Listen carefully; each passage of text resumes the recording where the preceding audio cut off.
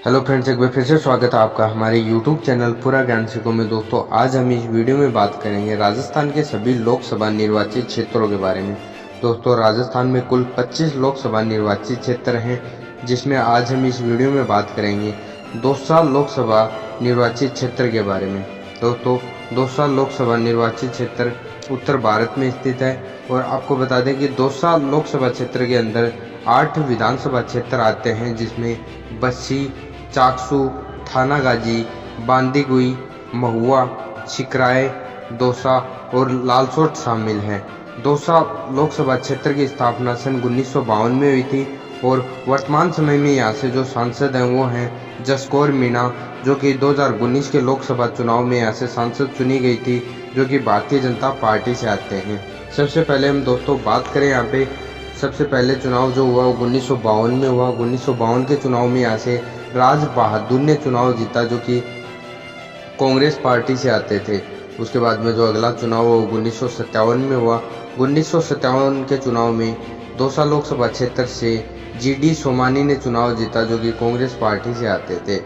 उसके बाद में दोस्तों 1962 के चुनाव में पृथ्वीराज ने यहाँ से चुनाव जीता, जो कि स्वतंत्र पार्टी से आते थे। उसके बाद में 1967 के चुनाव में आरसी गणपति ने यहाँ से चुनाव जीता, जो स्वतंत्र पार्टी से ही आते थे।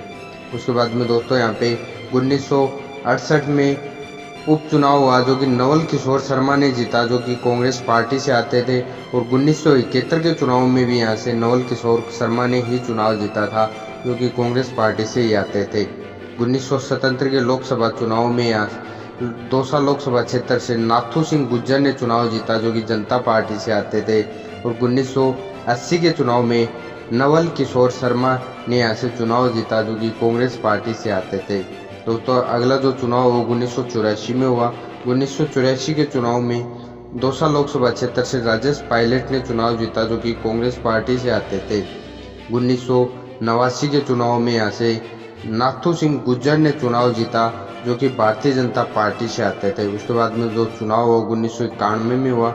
1991 के चुनाव से लेकर 1999 के चुनाव तक राजेश पायलट ने ऐसे चुनाव जीता, जो कि कांग्रेस पार्टी से आते थे। उसके बाद में दोस्तों जो चुनाव हुआ वो 2004 में हुआ। 2004 के चुनाव की बात करें तो इसमें कांग्रेस की तरफ से सचिन पायलट और भाजपा की तरफ से करतार सिंह भड़ाना ने चुनाव लड़ा। बात करें इस चुनाव की कुल वोटों की तो सचिन पायलट को 3,69,935 वोट मिले, वहीं भाजपा के करतार सिंह भड़ाना को 2,55,070 वोट मिले। इस प्रकार 2004 का चुनाव सचिन पायलट ने 1,14,865 वोटों से जीता।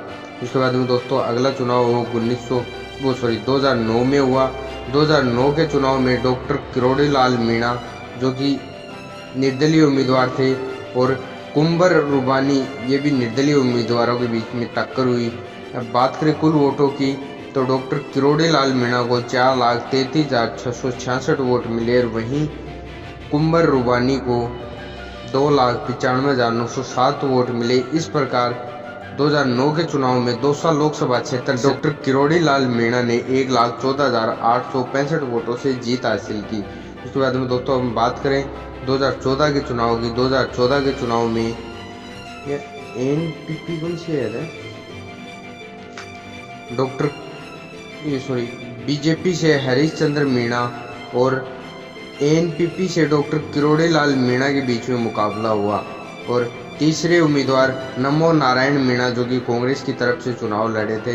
बात करें कुल वोटों की तो बीजेपी के हरीशचंद्र मीणा को 3,15,069 वोट मिले, और वहीं डॉक्टर किरोड़ी लाल मीणा को 2,69,655 वोट मिले, और कांग्रेस के उम्मीदवार नमो नारायण मीणा को 1,81,272 वोट मिले। इस प्रकार भाजपा के हरीशचंद्र मीणा ने दौसा लोकसभा क्षेत्र से 2014 का चुनाव 45,404 वोटों से जीता। बात करें दोस्तों 2019 के चुनाव की तो यहाँ से बीजेपी की जसकौर मीणा और कांग्रेस की श्वेता मीणा के बीच में मुकाबला हुआ। बात करें कुल वोटों की तो बीजेपी की जसकौर मीणा को 5,48,733 वोट मिले, वहीं कांग्रेस की श्वेता मीणा को 4,70,289 वोट मिले। इस प्रकार जसकौर मीणा ने 2019 का चुनाव 78,444 वोटों से जीता। तो दोस्तों यह थी दौसा लोकसभा क्षेत्र की 1952 से लेकर 2019 तक के चुनावों के बारे में जानकारी।